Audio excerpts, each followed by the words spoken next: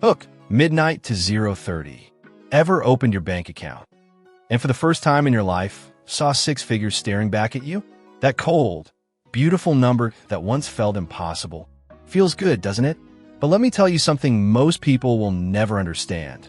That number isn't freedom. It's a test, a psychological trap disguised as success. Because the moment you hit $100,000, you enter a dangerous new phase, not of wealth building, but of identity. The world suddenly looks at you differently. And worse, you start to look at yourself differently. Body, 0:30 to 1:30. Most people think hitting six figures is the finish line. It's not. It's the beginning of the real game. The one that determines whether you'll control your money or your money will quietly control you. You spent years grinding, saving every dollar, maybe living on instant noodles and caffeine, watching friends spend what you sacrificed. And now, you made it. But here's the cruel twist. Having $100,000 is easy. Knowing what to do with it without destroying your future, that's where most people fail. Because suddenly everyone becomes a financial expert. Some crypto bro online tells you to go all in. Your uncle says real estate. Your financial advisor pushes mutual funds that make them rich, not you. It's chaos dressed up as opportunity. My name's Nick, and I help people understand how money actually works, not how banks and social media want you to think it works. And if you're sitting on your first $100,000, listen carefully. Because this is the moment where most people make the decisions that keep the middle class forever. The shift, 1:30 to 2:30. You see, $100,000 doesn't make you wealthy. It makes you stable. And stability is the most dangerous illusion of all. It tricks you into believing you're safe when, in reality, you're standing on the edge of the real battlefield, where emotions, ego, and impatience destroy more wealth than bad investments ever will. The first rule, once you hit six figures, do nothing. Yeah, you heard me. Don't rush. Don't deploy capital. Don't let fear of missing out dictate your next move. Sit with the discomfort of patience. Because impatience is how wealth leaks. Take a breath and zoom out. Ask yourself, do you still have debt? Is your emergency fund separate? Do you even know what your GEA account is not making any money? Right now, high-yield savings accounts are giving rates that haven't been available for more than 10 years. We are discussing yearly returns of 4 to 5% on funds that are entirely accessible and safe. If something goes wrong, you may access the money right away because it's real money on sizable sums. Let's perform some quick math that will likely take you by surprise. $10,000 in a typical savings account with essentially no income yield, perhaps $10 annually. $500 is produced yearly from the same $10,000 in a high-return savings account that earns 5%. Just interest on money you need to keep liquid anyhow can cover a month's worth of food or many months' worth of electricity expenses. Before making any investments, the third crucial step is to pay off any high-interest debt. This advice is mathematically necessary, even if I realize it's as interesting as watching paint dry. You are effectively paying someone else to make you purr if you have 20% interest on your credit card debt and are investing in the stock market with the expectation of 10% returns. Well, the assured return from paying off high-interest debt is superior to the unpredictable returns for making any kind of investment. This becomes particularly significant when you take into account the psychological effects of debt. Trying to accumulate money while carrying debt is like trying to fill a bucket with a hole in the bottom. Your monthly debt payments are continuously depleting your cash flow and reducing your options, even if your investments are yielding healthy returns. Eliminating debt offers something that investments can never match: assured profits and a quick boost in cash flow. This is where most individuals make mistakes. They're concerned about losing out on market profits. Therefore, they wish to invest and maintain their debt at the same time. This is quantitative reasoning masquerading as emotional thinking. In actuality, you can get a 20% return on your investment right now, and with no risk if you pay off your 20% interest debt. I will expose you to a scam if you provide me with an investment that promises 20% returns with no risk. The power of tax-advantaged accounts is the fourth item you should comprehend. And most people leave a lot of money on the table here. You are essentially losing free money and paying extra taxes if you haven't increased your contributions to retirement funds. These accounts are among the most effective wealth-building instruments accessible to average people, and their contribution limits rise year. You can contribute more than $23,000 to a 401k in 2025, plus extra catch-up contributions if you're over 50.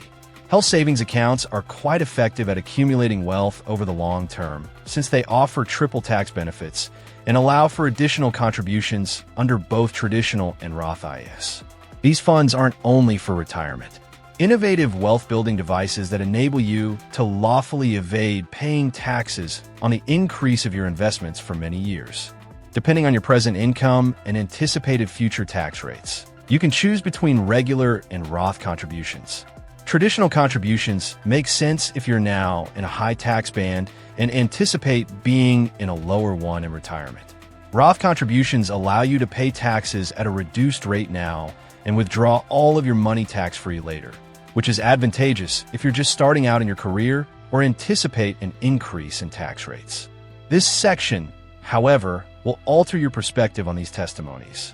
The contribution caps are more than just recommendations.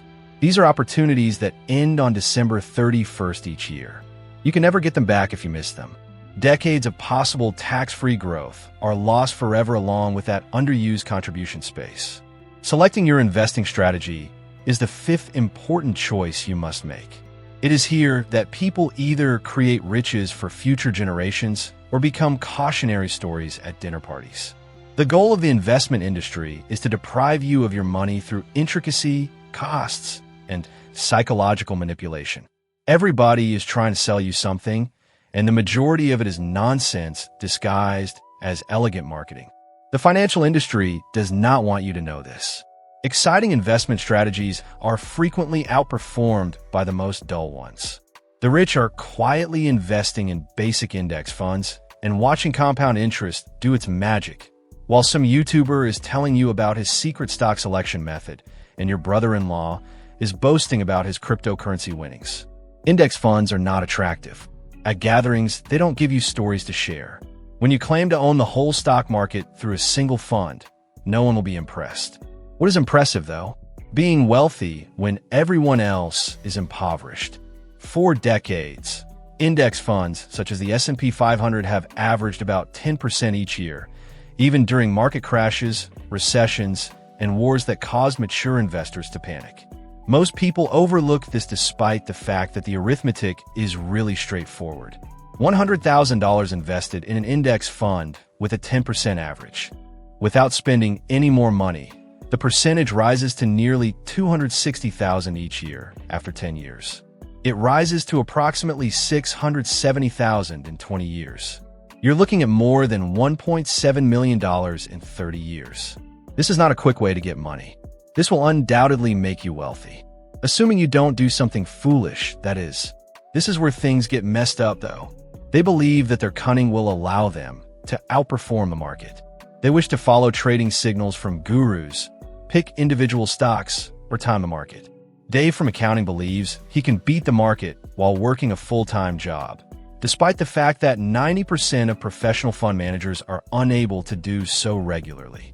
The haughtiness is astounding. When making significant investments, dollar cost averaging becomes your best friend. Spread out your investments over a few months rather than putting all $100,000 into the market at once and hoping you didn't buy at the high. Consider making a monthly investment of $20,000 for 5 months or $10,000 for 10. By using this tactic, you lower the chance of investing everything just before a market meltdown and having to watch your account balance plummet.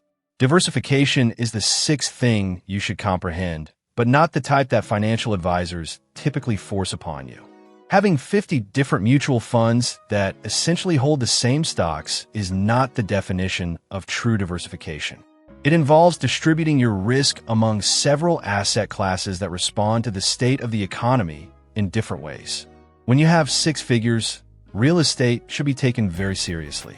Real estate offers something that stocks do not because you have to become a landlord and put up with renters phoning you at midnight about broken toilets. leverage, and inflation protection. With $100,000, you might manage assets worth several times your initial investment and make down payments on several residences. Suppose you utilize the $100,000 to make down payments on 4 residences, each valued at $80,000. With your initial investment, you now own real estate valued at $320,000. Even if those properties only improve by 5% a year, your $100,000 investment will increase in equity by $16,000. That's a return of 16%. Furthermore, we still haven't discussed rental income. However, not everyone is suited for direct real estate investing. Real estate investment trusts allow you to invest in real estate without having to handle the hassles of property administration, upkeep, and tenant disputes. REITs own assets that generate revenue, such as offices, retail malls, and apartments, yet they trade like stocks. They are great sources of passive income since they must distribute the majority of their revenues as dividends. Additionally, international diversity is more important than most people think. Since the U.S. accounts for around half of global stock market value, there are roughly half as many opportunities in other nations. You can invest in businesses and economies through foreign funds that may do better when the U.S. market is weak. Creating mechanisms that stop you from destroying yourself is the seventh and most crucial thing you should do. It's easy to have money. The majority of people lack the discipline needed to grow and maintain money. Social media, the financial sector, and your personal feelings will all work to persuade you to make decisions that will benefit everyone but yourself. Establish automated investments so that funds are transferred from your checking account to your investing accounts without your intervention. Automate your taxable investment accounts, emergency fund deposits, and retirement contributions. Emotion is eliminated from the equation when investing becomes automatic. If your money is automatically purchasing more shares each month, you cannot panic sell during market falls. Establish guidelines for yourself and adhere to them scrupulously. Perhaps you choose not to make any changes to your portfolio other than to rebalance it once a year. Perhaps you promise that each time you receive a raise, you would increase your investment contributions. Perhaps you make a self-promise to never check your investment balances when the market is volatile. Regardless of the guidelines you decide upon, follow them even if your gut tells you otherwise. Economic downturns and market collapses are not the greatest obstacles to wealth accumulation. It is your own actions. Individuals who amass substantial riches over many years are not inherently more intelligent or fortunate than the general population. Simply said, they are more adept at avoiding foolish financial decisions when their emotions are running high. When dealing with bigger sums, it becomes crucial to comprehend fees and charges.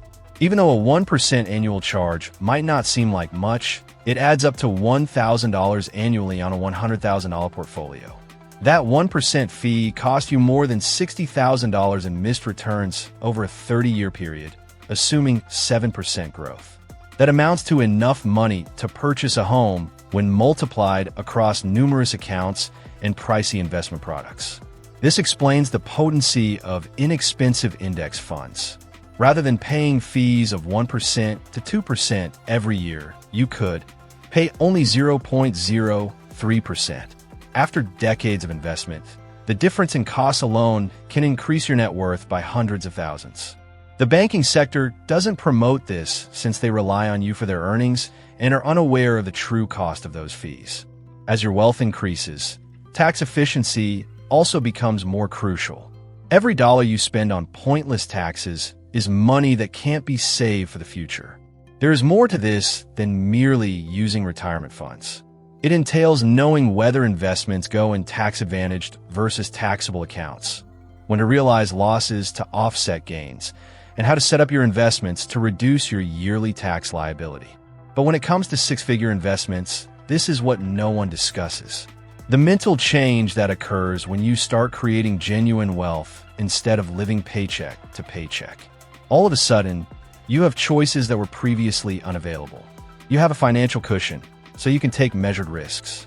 You're not desperate for every dollar, so you can turn down employment or chances that don't fit your objectives. This financial buffer completely alters your strategy for seizing opportunities. You are not immediately passed over for a business partnership or investment opportunity just because you lack the necessary funds. Instead of watching someone else get rich while you rush to secure financing, you may really take action when a fantastic real estate offer comes up that needs a speedy closing. Additionally, having money shields you from the desperate choices that impoverished individuals must make on a daily basis. Since you have rent to pay next week, you are not required to accept the first employment opportunity that presents itself. If you need money for an emergency, you don't have to sell your investments at the worst possible moment. Since you have no other choice, you're not forced to pay exorbitant interest rates on loans. However, enormous power also carries a great deal of responsibility. Furthermore, it is not your duty to waste it all on pointless items that give you a fleeting sense of wealth. There's a strong temptation to start living better as soon as you reach six figures. All of a sudden, that pricey car doesn't appear that pricey. That opulent residence begins to seem affordable. After all of your hard work, those fancy clothing seem like a reward. People are kept in the middle class for as long as possible because of this inflation in lifestyle. They instantly look for ways to spend all of their money when they reach a new income or savings milestone, regardless of how much they make. They erroneously believe that having money equates to being wealthy, and they wind up in a similar situation but with more costly issues. The wealthy have knowledge that the majority of people never do. Your passive income, not your total wealth, should determine your way of life. You can't afford to live like you have $100,000 just because you have $100,000. That money should work for you, not be wasted on things that make you happy for a short time but leave you broke for good. It may hurt a little to hear this reality check. You wouldn't have anything left over after spending the entire $100,000 on holidays, automobiles, lifestyle changes, and other purchases, just memories and perhaps a few Instagram pictures. However, you may have more than $1.7 million if you make smart investments and allow it to grow for 30 years. That is how thinking like an investor differs from thinking like a customer. Over extended periods of time, compound interest on properly invested funds becomes utterly absurd. After a year, that $100,000 that earns 10% a year doesn't simply increase to $110,000. It increases to $110,000, $121,000, and $133,000. Every year, you receive returns on all of your prior investments in addition to your initial investment. Well, there it is. There are 7 steps that distinguish individuals who stay broke from those who genuinely accumulate riches. Take these actions. Avoid the temptation to do anything ostentatious. And in a few decades, you'll be enjoying coffee on a beach somewhere, financially independent, and using a gizmo that makes you laugh at everyone who is still debating cryptocurrencies on Twitter.